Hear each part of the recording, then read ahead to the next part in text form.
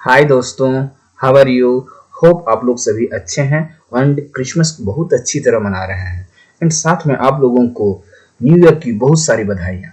आज जो वीडियो मैं इन्वेस्टर्स आई की तरफ से मैं शुभाशीष आप लोगों के लिए लेकर आया हूँ वह है top 8 must have stock in your portfolio.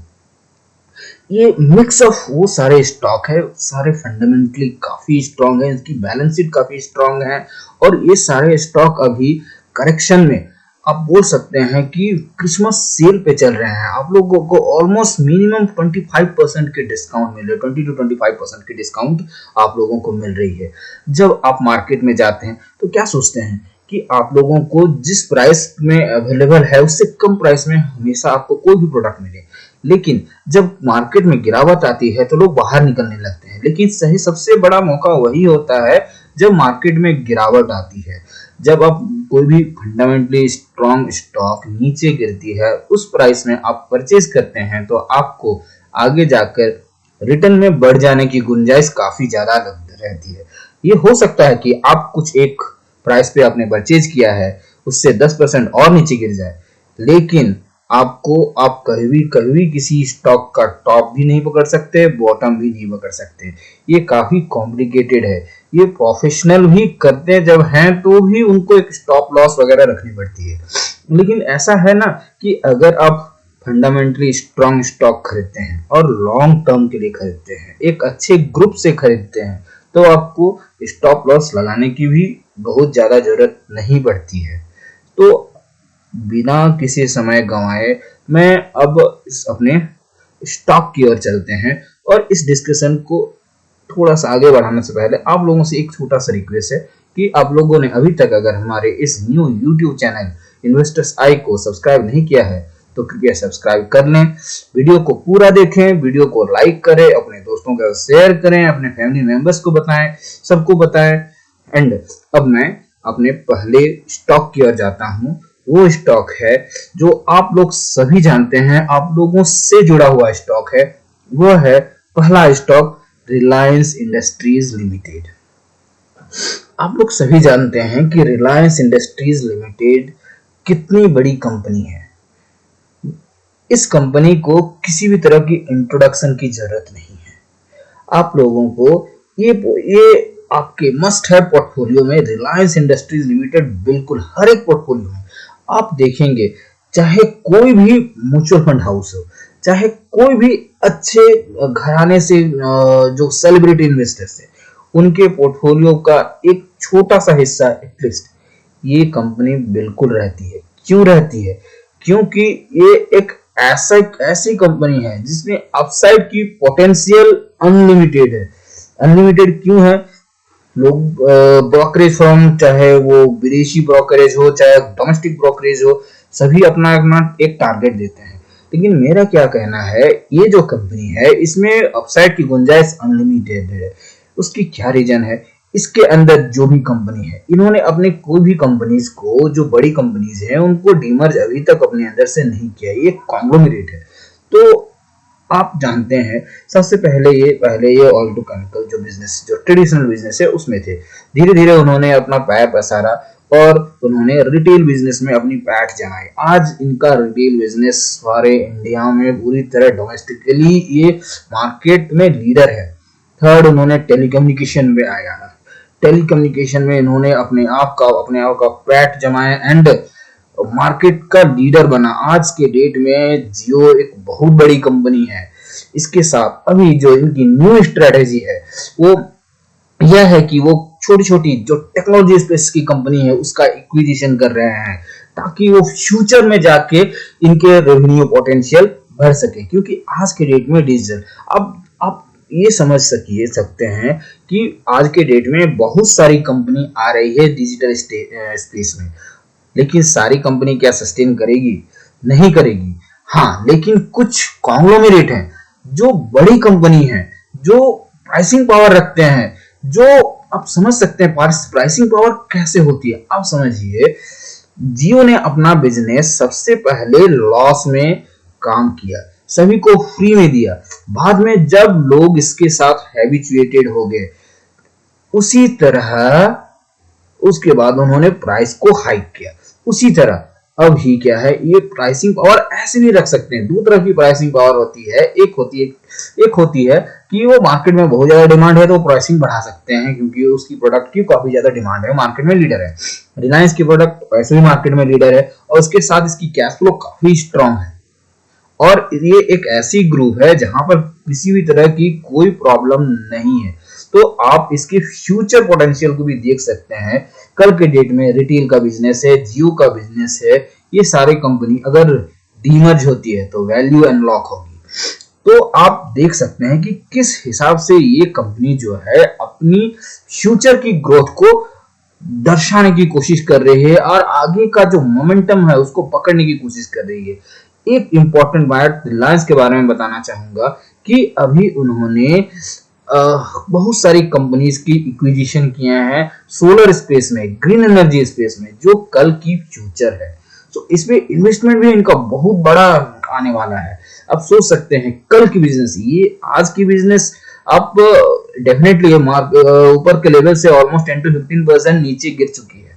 आप इसको अगर 2 महीने के लिए परचेज करते हैं तो अभी आपको 2 महीने के ऊपर आप अगर इसको होल्ड कर पाते हैं तो ये 2700-2800 का लेवल बिल्कुल दिखाएगा। लेकिन 2700-2800 का लेवल से क्या होने वाला है, जब बिजनेस की जो पोटेंशियल है वो सिर्फ 2500 नहीं 10,000 है, तो मैं अभी क्यों बेचूं? क्योंकि अगले 2 से 3 साल में इनकी जो सब्सिडरी है, इनकी जो रिटेल आर्म्स है, इनकी जो जियो आर्म्स है, जो डिजिटल आर्म्स है, ये भी जब डीमर्ज होगी तो इसकी वैल्यू अनलॉक होगी यार। ये सिर्फ 2500 का प्रोडक्ट नहीं होगा, ये काफी ऊपर जाएगा। सो मैं इस प्रोडक्ट को, इस कंपनी को आपके पहले स्थान पर देता हूँ, पहले जगह पे आपका एक सबसे ज्यादा वेटेज 10 to 20% का वेटेज अपने पोर्टफोलियो में रिलायंस इंडस्ट्रीज का होना चाहिए।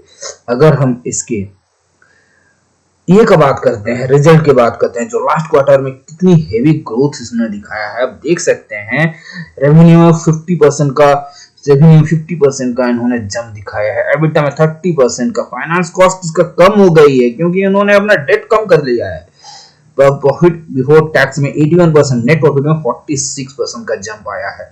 एक इतनी बड़ी हाथी जैसी कंपनी आपको इतना अच्छा रिजल्ट पोस्ट करती है तो आप क्यों स्मॉल कैप और मिड कैप के ऊपर जाएंगे? आपका पोर्टफोलियो का एक सर्टेन परसेंटेज रिलायंस इंडस्ट्री का बिल्कुल होना चाहिए। नेक्स्ट जो है, हम इसके अगर अब रिलायंस के बारे में अच्छी तरह बात करते हैं तो रिलायंस में आप देखिए कि सबसे ज्यादा वेटेज किस कंपनी, किस पोर्शन का है, किस बिजनेस का है, तो oil to chemical and other oil and gas सबसे ज्यादा है। लेकिन रिटेल, डिजिटल सर्विस ये भी कोई कम नहीं है। रिटेल एंड डिजिटल सर्विस और कोई कम नहीं है इसमें। सिर्फ आप देखिए रिटेल, डिजिटल सर्विस और अदर्स, ये तीनों मिला के काफी ज्यादा वेटेज रखते हैं, 50-50% का ऑलमोस्ट वेटेज रखता है। तो कल की डेट की ये बिजनेस बिल्कुल है।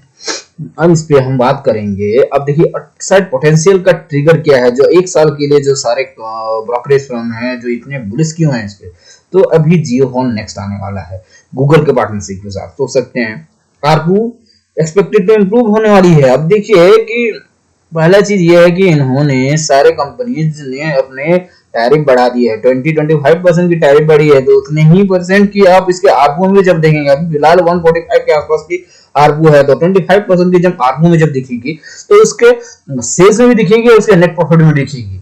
आप सोच सकते हैं किस हिसाब से है। बहुत सारे रिसेंट एक्विजिशन भी उन्होंने किए हैं। अब जेफरीज का आप देख सकते हैं यहाँ पर, इसमें टारगेट आप देखिए कि सारे फॉरेन ब्रोकरेज और इंडियन ब्रोकरेज ने क्या टारगेट देखे। जेफरीज की 28% की अपसाइड टारगेट है 3050 का, ऐसे डायरेक्ट 24%, जेपी मॉर्गन की 8% की है, गवर्नमेंट सेक्टर की 34% की टारगेट है अपसाइड, 3185 की उन्होंने टारगेट रखी है, मोतीलाल ओसवाल की 22%, कोटक इंस्टीट्यूशनल की 20% की टारगेट है।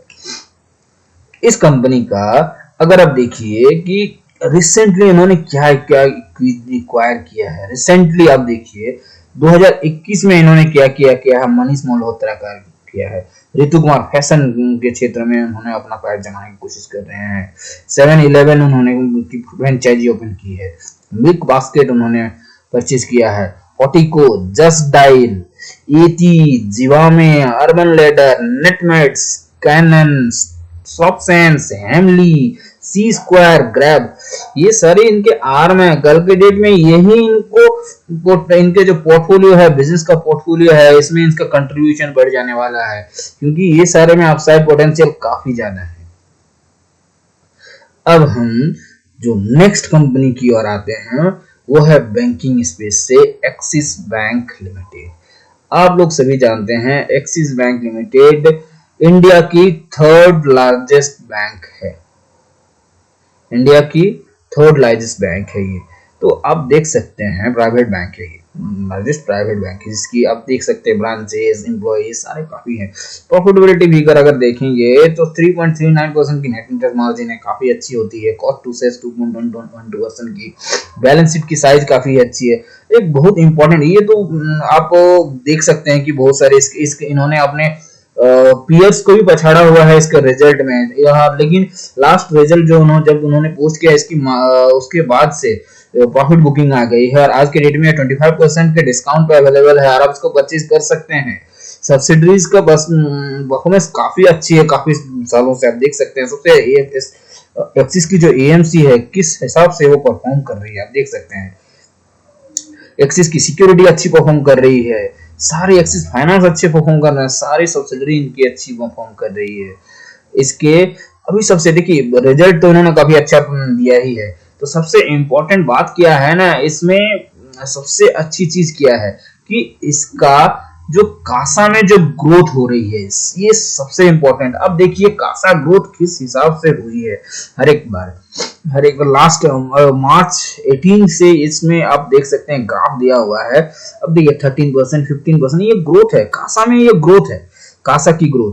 अब सबसे इंपॉर्टेंट बात क्या होती है, कोई भी बैंक की अगर कासा में ग्रोथ होती है तो उसकी कॉस्ट टू डिपॉजिट कम हो जाती है, क्योंकि कासा एक ऐसा प्रोडक्ट है जिसपे आपको सेविंग अकाउंट में बहुत कम इंटरेस्ट देना पड़ता है एंड करंट अकाउंट में आपको इंटरेस्ट देना ही नहीं पड़ता है। तो इसका इम्पैक्ट सीधे पॉजिटिवली इनके कॉस्ट टू डिपॉजिट के ऊपर पड़ता है, उनके इंटरेस्ट में आपको मार्जिन बढ़ जाती है। सिंपली सी बात आप समझ सकते हैं। तो ये काफी इंपॉर्टेंट है और ये आप आज के डेट में आपको कल के डेट में ये ट्रिगर बनने वाला है। और एक इंपॉर्टेंट बात कि इसकी अगर एनालिस्ट की ट्रेंड देखते हैं तो स्ट्रॉन्ग बाय देख रखा है 24 ने, 1 वीक एगो 23 ने देके रखा, 1 मंथ एगो 25 ने, 3 मंथ एगो सब 25 ने स्ट्रॉन्ग बाय के है। और बाय के भी देख सकते हैं, होल्ड के देख सकते हैं 5 है। तो सबसे ज्यादा स्ट्रॉन्ग बाय। और आज के डेट पे ये जिस स्पेस पे है कल के डेट पे डेफिनेटली आपके पोर्टफोलियो को काफी ज्यादा चार चांद लगाएगी। तो ये है अपसाइड पोटेंशियल। अब इसके आप देख सकते हैं शेर खान ने इसमें 40% का अपसाइड पोटेंशियल का दिखाया हुआ है, आनंद राठी 28%, जियोजीत फाइनेंशियल में 33%। तो इनका इसके ऊपर भरोसा है और मेरा भी भरोसा है, ये डेफिनेटली आपके पोर्टफोलियो का हिस्सा होना चाहिए। इसमें अपसाइड की गुंजाइश काफी ज्यादा है। थर्ड जो कंपनी है वो एसबीआई कार्ड। ये कार्ड की जो बिजनेस है ये काफी इंपॉर्टेंट अभी के जनरेशन के लिए है, क्योंकि कार्ड की जो बिजनेस है ये पूरी तरह डिजिटल मार्केटिंग के ऊपर डिपेंड करती है। लोग डिजिटल को अब समझ रहे हैं कैसे क्या करना। आप देख रहे होंगे कि आज के डेट में सारे शॉप से छोटे से भी दुकानदार हो, कोई सब्जी बेचने वाला हो, वो उनकी भी दुकान पे आप यूपीआई का जो स्कैनर होता है, जो क्यूआर कोड होता है वो लगा होता है। धीरे धीरे हर एक लोग क्रेडिट कार्ड को समझने लगे हैं।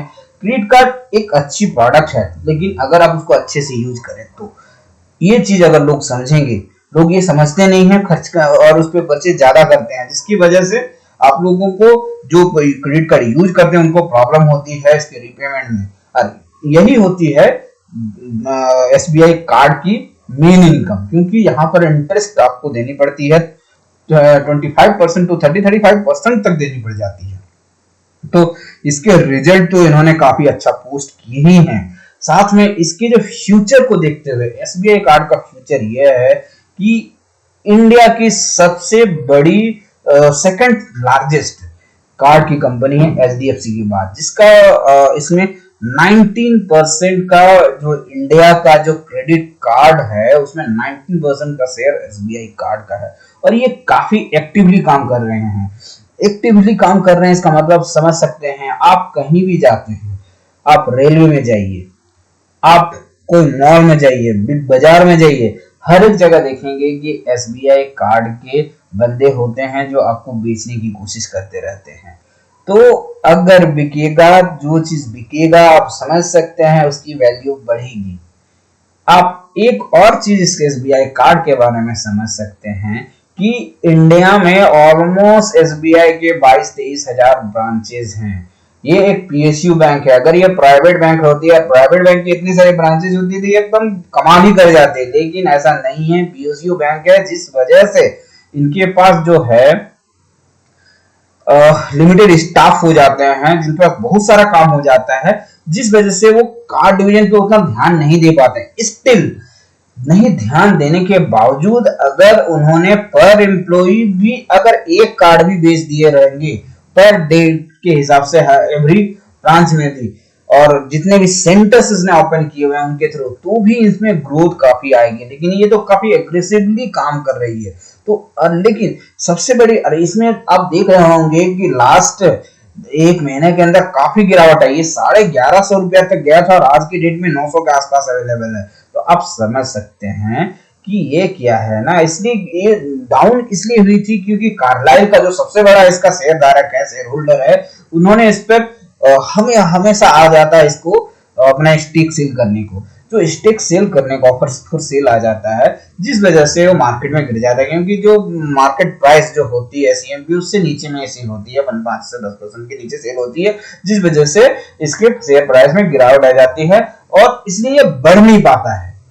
लेकिन एक इम्पॉर्टेंट बात है कि कोई कंपनी का शेयर सिर्फ गिर जाने से इसके वैल्यू में कमी नहीं हो जाती है। एसबीआई कार्ड की वैल्यू अगर आप देखेंगे, क्योंकि और भी बहुत सारे कंपनीज हैं जो डिजिटल पे काम करते हैं जिसकी उसकी क्या वैल्यूएशन दिए जाते हैं, लेकिन एसबीआई कार्ड की वैल्यूएशन नहीं दी जाती है। लेकिन कल की डेट पे इसकी वैल्यूएशन दी जाएगी, यही मैं बोल सकता हूँ।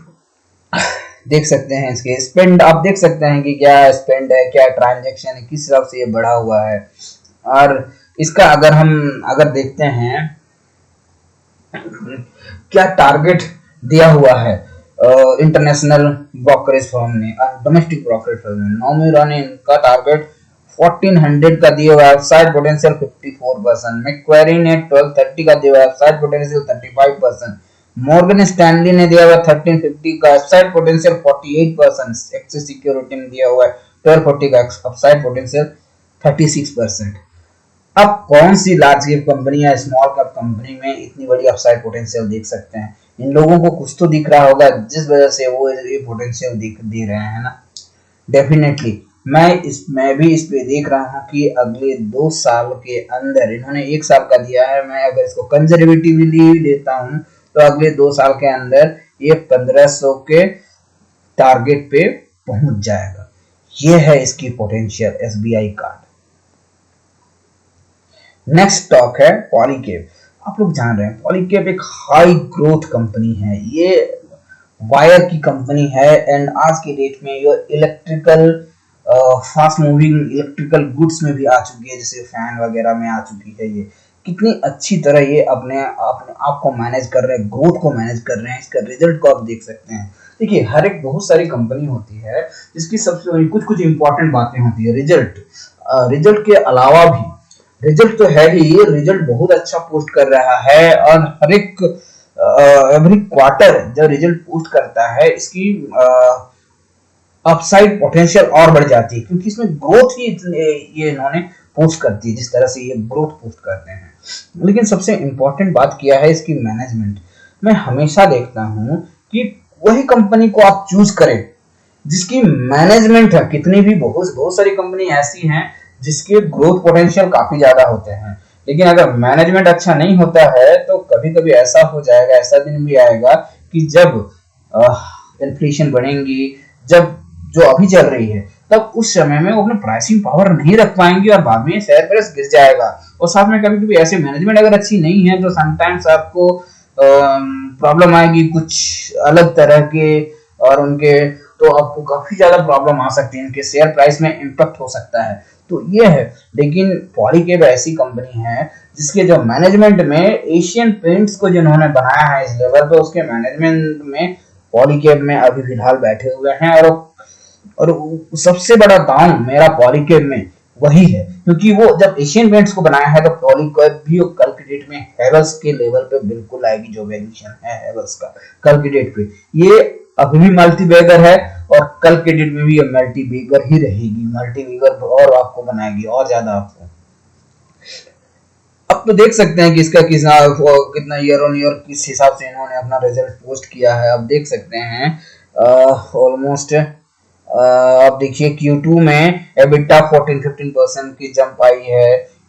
उसके बाद मार्जिन में जंप आई, मार्जिन 9.7% की जंप आई है। पैट मार्जिन में 6.4% की जंप आई है। अब देख सकते हैं इसके वायर्स एंड केबल्स में तो ये है ही। देखिए मैं अभी आज रिजल्ट के ऊपर ज्यादा बात नहीं कर रहा हूँ, मैं बात कर रहा हूँ कि इसकी अपसाइड पोटेंशियल क्या हो सकती है। रिजल्ट तो है ही, रिजल्ट के थ्रू, लेकिन इसके अलावा क्या, क्योंकि रिजल्ट तो इन्होंने अच्छा पोस्ट किया ही है। आप देख सकते हैं किस हिसाब से रिजल्ट पोस्ट किया है, आप वीडियो में खोलकर ओपन करके आप देख सकते हैं। बट इम्पोर्टेंट इसका मैनेजमेंट है और इम्पोर्टेंट जिस सेगमेंट में है उस सेगमेंट में कितनी अच्छी तरह सेल हो रही है। देखिए अगर रियल एस्टेट बूस्ट अभी रियल एस्टेट में काफी ज्यादा हरकत चल रही है, गवर्नमेंट की पुश चल रही है एंड रियल एस्टेट बहुत अच्छा कर रहा है। डेफिनेटली अगर रियल एस्टेट अच्छा करेंगे तो उसके एंसियलरी प्रोडक्ट, उसके इलेक्ट्रिकल आर्म्स, इलेक्ट्रिकल प्रोडक्ट भी अच्छे करेंगे, जिस वजह से मैं पॉली के ऊपर लॉन्ग टर्म बूस्ट मेरे बिलीव है कि ये काफी अच्छा परफॉर्म करेगा आगे। सिर्फ 2 साल या 3 साल सिर्फ जब तक रियल एस्टेट परफॉर्म करेंगे तब तक नहीं, ये 10 साल 15 साल तक अच्छा परफॉर्म करता रहेगा। एक अच्छा कंपाउंडिंग, आपको ये कंपाउंडिंग मशीन बनकर दिखाएगा। 20% का मिनिमम इसमें आप ग्रोथ देख सकते हैं, इसके CAGR देख सकते हैं। अब आप देखिए मेनली किस ब्रोकरेज फर्म ने कितना इनका टारगेट दिखा। सेंट्रम कैपिटल 32% का टारगेट अपसाइड देख सकते हैं, अपसाइड दिख रही है। 28/11 को उन्होंने, ये मिस्टेक हो गई है, 28 ये मिस्टेक है, 28/11/2021 में 32%। आईसीआई सिक्योरिटी 16% की ग्रोथ पोटेंशियल देख रहे हैं। एचएसबीसी 36% की ग्रोथ पोटेंशियल देख रहे हैं। यस सिक्योरिटी 12% की ग्रोथ पोटेंशियल देख रहे हैं। अब नेक्स्ट जो कंपनी है वो है गोदरेज कंज्यूमर प्रोडक्ट लिमिटेड।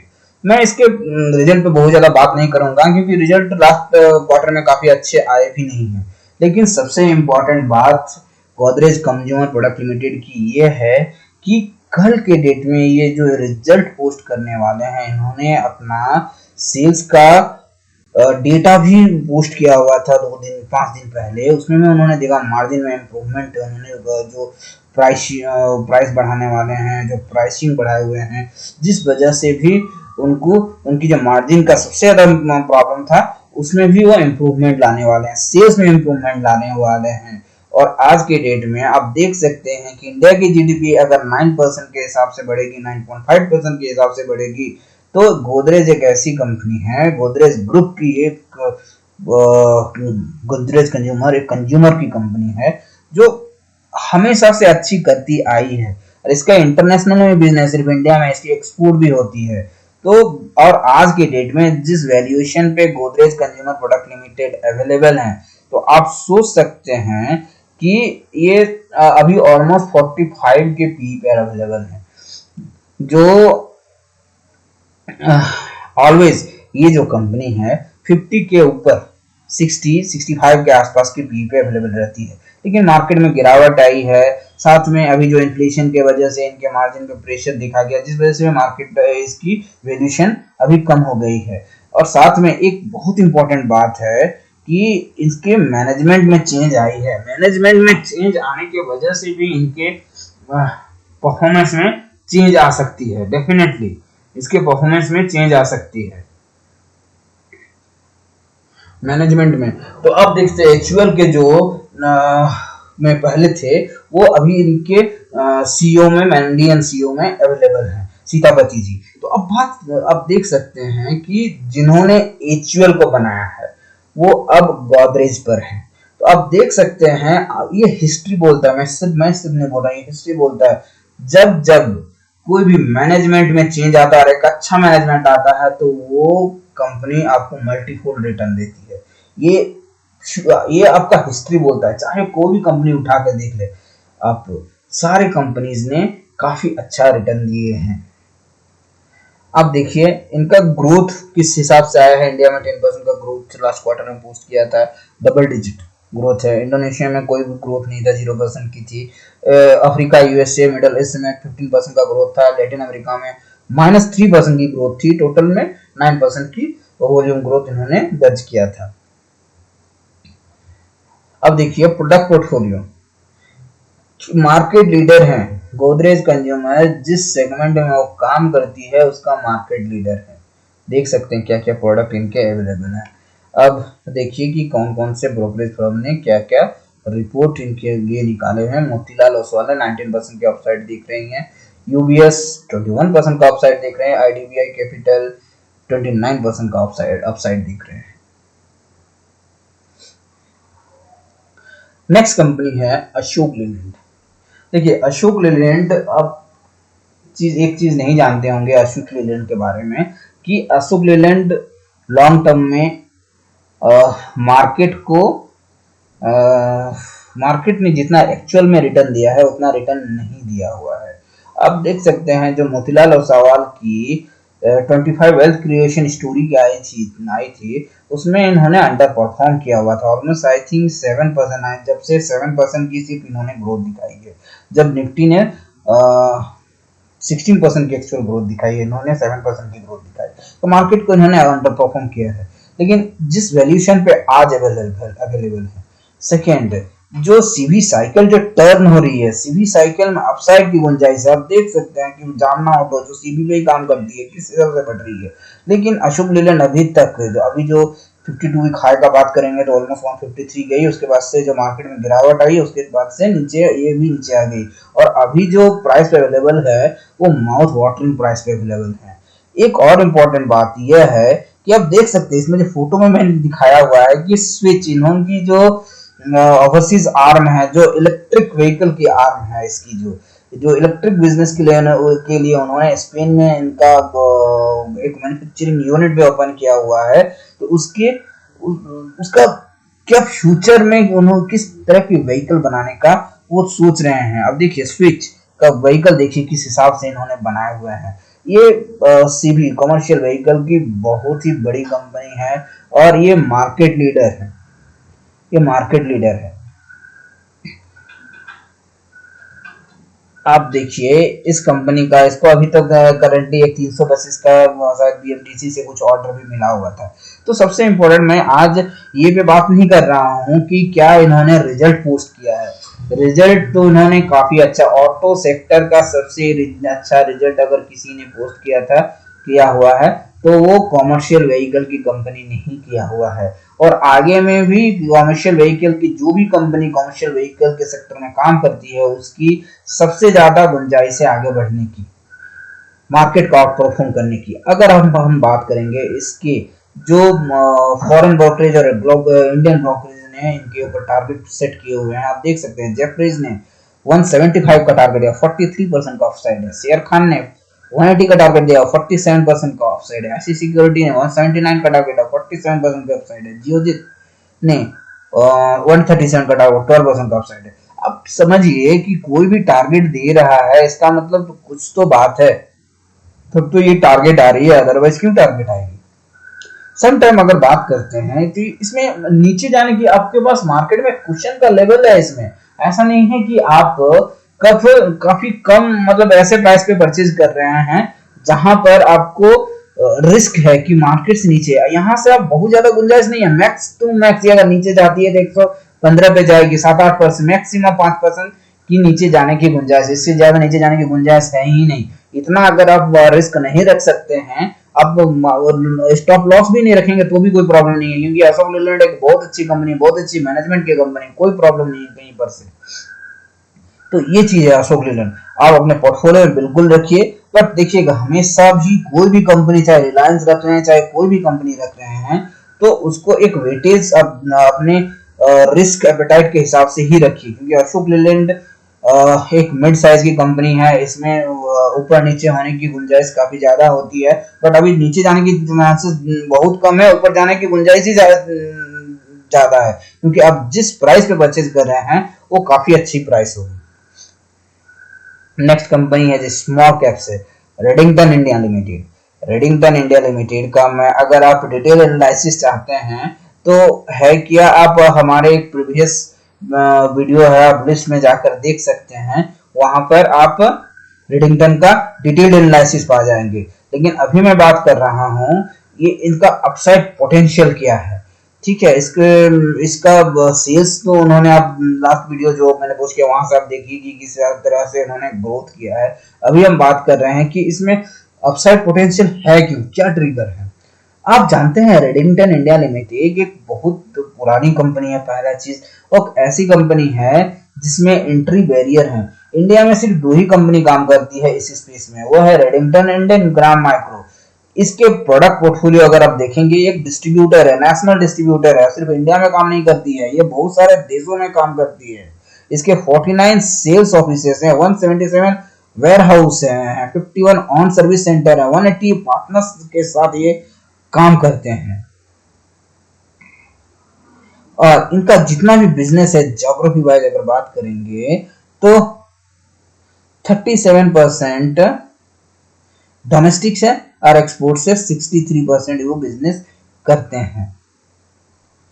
इसके प्रोडक्ट पोर्टफोलियो देखेंगे, जो मेजर प्रोडक्ट पोर्टफोलियो है उस पर आप देखेंगे तो Apple, Nokia, Amazon Web Service, Systemax Solution, Hitachi, Red Hat, SanDisk, McAfee Secure, Western Digital, Microsoft, Huawei, Fortinet, Asus, Avaya, Autodesk, Acer, Canon, ये सारे रेप्यूटेड ब्रांड है जो इनके साथ जुड़े हुए हैं, और ये नेशनल डिस्ट्रीब्यूटर हैं, और बहुत सारे डिस्ट्रीब्यूटर नहीं है इनके।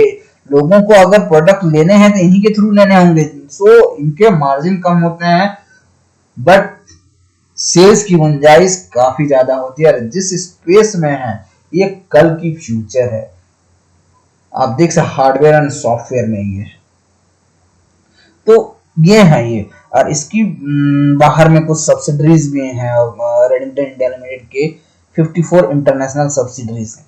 आप सोच सकते हैं कितनी बड़ी कंपनी है, बट मार्केट में इसका सबसे बड़ा प्रॉब्लम क्या है ना, कि इसको वैल्यूएशन आज तक मिला नहीं है, बहुत ज्यादा वैल्यूएशन मिला नहीं है। आज के डेट में भी अगर आप चाहते हैं कि कम वैल्यूएशन पे आपको कोई कंपनी मिलती है और एक अच्छी कंपनी मिलती है जिसके अपसाइड की चांसेस काफी ज्यादा है, तो वो उसमें से एक रेडिंगटन इंडिया लिमिटेड है।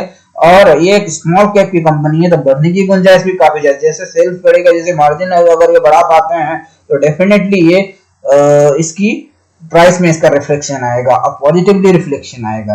तो ये है इसकी पी, अब देखिए आज के डेट में 9 पे अवेलेबल है।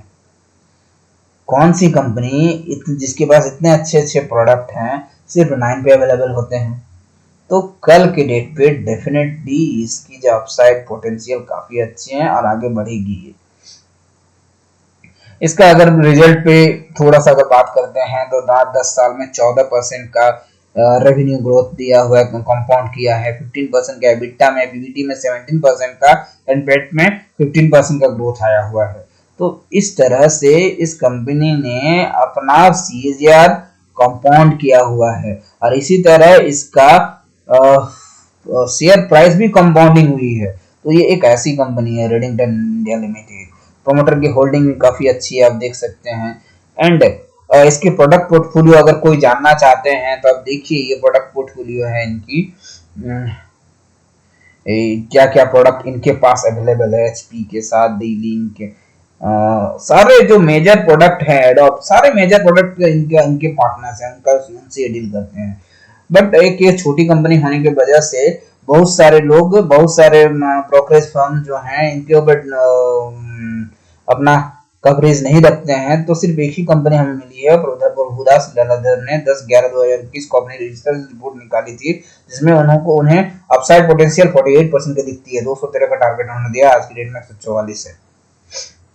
जो नेक्स्ट स्टॉक में देख रहा हूं जो आप लोगों के लिए, वो वीआईपी इंडस्ट्रीज लिमिटेड है।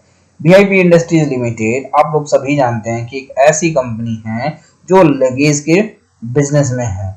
इसका बहुत सारे ब्रांड है, जिसमें वीआईपी है, कार्लटन है, एरिस्टोक्रेट है, अल्फा है, कैप्रिज जो लेडीज है हैंडबैग बनाती है, ये सारे इनके ब्रांड है।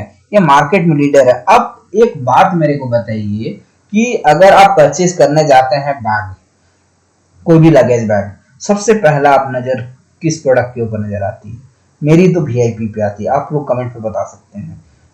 एक ऐसी कंपनी है वीआईपी जो प्राइस में इसका स्ट्रेंथ है। ऐसा नहीं है कि कल के डेट में इसके अगर इन्फ्लेशन के वजह से इनका जो रॉ मटेरियल की कॉस्ट बढ़ जाती है तो प्राइसिंग पावर नहीं आएगी। इनके पास प्राइसिंग पावर है, क्योंकि ये मार्केट लीडर है। लोगों के पास ज्यादा ऑप्शन है नहीं। एक तो सफारी प्रोडक्ट, बहुत सारे प्रोडक्ट बनाती हैं, बहुत सारी कंपनीज हैं, बट ये ऐसी वीआईपी एक ऐसी जिसके पास हर एक रेंज के प्रोडक्ट हैं, हर एक रेंज के, हर एक लोगों के। इसमें एक अनऑर्गेनाइज मार्केट का भी शेयर है, बट धीरे धीरे जो ऑर्गेनाइज की तरफ हमारा देश बढ़ रहा है।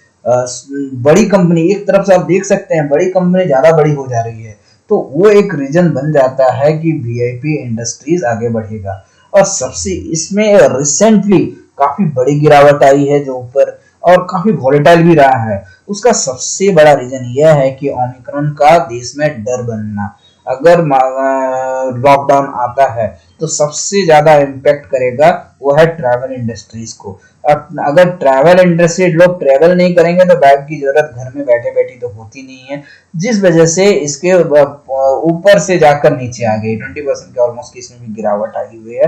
तो अब देखिए, जब गिरावट आती है तभी तो परचेज करना है। अगर अब जो ऊपर चढ़ रहा है, हो सकता है अब ऊपर चढ़ने तक परचेज करेंगे और उस पर अब सवार हो जाएंगे तो आपको ज्यादा पोटेंशियल, जो ज्यादा आपको प्राइस मिल जाएगी और बेच देंगे, वो अलग चीज है। लेकिन अगर आप ज्यादा पैसा कमाना चाहते हैं, लॉन्ग टर्म में कमाना चाहते हैं, मार्केट लीडर के रक्स के साथ रहना चाहते हैं, तो वीआईपी इंडस्ट्री एक ऐसी प्रोडक्ट है, ऐसी कंपनी है जो आपको लॉन्ग टर्म में पैसा बना के देगी ही देगी। अगर हाँ, तब जब तक वायरस अटैक हमारे ऊपर होता रहेगा तब तक इसके परफॉर्मेंस के ऊपर हमें डाउट बना ही रहेगा। चाहे वो 2022 में, यही एक सबसे बड़ा रिस्क है कि अभी हम लोग यही सोच रहे थे कि इसके इम्प्रूवमेंट आना भी स्टार्ट हो गया था। उसके रिजल्ट में इनका ईपीएस जो पहले लॉस कर रही थी वो अब धीरे पॉजिटिव होना स्टार्ट हो गया था। अगेन ओमिक्रॉन आ गया, जिस वजह से ये फिर से प्राइस नीचे गिर जा रहे हैं। तो ये रिस्क बना हुआ है, बट आज नहीं तो कल हम इसके ऊपर जीतेंगे। और जैसे ही जीतेंगे, अगर 5 साल 6 साल 7 साल का अगर व्यू बना के रखते हैं तो डेफिनेटली इसका रिफ्लेक्शन इसके शेयर प्राइस में आएगा और आपको प्रॉफिट देकर ही जाएगी। हम बात नहीं करेंगे अलग एक ऊपर, एक जनरल टॉपिक पर भी आज हम बात कर रहे हैं ये के हिसाब से, क्योंकि ये ऐसी कंपनी है जो आपके पोर्टफोलियो में होना चाहिए। क्योंकि सारी जो कंपनी है ये आपके मतलब ऐसी कंपनी है जिसके फंडामेंटल काफी अच्छे हैं, प्रोमोटर काफी अच्छे हैं, इस टाइप की कंपनी है। सो आप लोग देख सकते हैं कि ये सारे का मैनेजमेंट कौन है। Dilip ji Piramal, Radhika Piramal, holdings, promoter holding, market cap क्या है, स्टॉक की पी 40 नेगेटिव है आज की डेट में, debt equity ratio negligible debt है। बट पहले तो और भी कम थी डेट। जिस जगह से बांग्लादेश में उन्होंने अपना एक मैन्युफैक्चरिंग ओपन यूनिट किया तो उसके लिए इनका कुछ डेट लिया, जिस वजह से इसकी डेट थोड़ी सी बढ़ गई। Return on capital employed 29%, operating profit margin 12%, EPS 1.31 जो बढ़ी है, अभी बढ़ी हुई है। इसका अगर हम देखते हैं जो ब्रोकरेज फर्म ने इनको रिकमेंड किया है, एक छोटी कंपनी है जिस वजह से एससीए ने रिकमेंड किया 20% का अपसाइड पोटेंशियल देखते हैं। एडलवाइज को 21% की अपसाइड पोटेंशियल देखते हैं। एम्बिट को 30% का अपसाइड पोटेंशियल दिखती है। प्रभुदास लल्लाधर को 15% का अपसाइड पोटेंशियल दिखती है। एक रिक्वेस्ट आप लोगों से, मैंने तो अपनी कंपनी, सारी कंपनी मैंने ऑलमोस्ट बताए हुए हैं, कुछ और कंपनी होगी तो मैं देखता हूँ आगे। अगर आप लोगों ने अभी तक मेरे इस YouTube चैनल को सब्सक्राइब नहीं किया है तो कृपया पूरा वीडियो देखें, सब्सक्राइब करें, अपने दोस्तों को बताएं कि उनको भी पता होना चाहिए। वो अगर आप ही सिर्फ कमा रहे हैं मार्केट से एक अच्छी वीडियो देख रहे हैं तो ऐसा नहीं होना चाहिए। आप अपने दोस्तों को भी बताएं, उनको भी बताएं कि एक ऐसा चैनल है जो आपको काफी अच्छा मेहनत करता है एंड आपके प्रॉफिट को बढ़ाने में वो हेल्प करता है। तो कृपया आप इसको लाइक करें, सब्सक्राइब करें, दोस्तों को भी बताएं, फैमिली मेंबर्स को भी सारे को बताएं और उनको भी सब्सक्राइब करने के लिए बोलें। बस इतना ही है। यही हमारा एक है कि आप लोग अभी तक अगर सब्सक्राइब नहीं किए हैं तो कृपया सब्सक्राइब कर लें। और अंत में आप लोगों को एक बार और से क्रिसमस की बहुत सारी बधाइयां और आने वाले न्यू ईयर की भी बहुत सारी बधाइयां आप लोगों को। बहुत बहुत धन्यवाद। Thank you very much.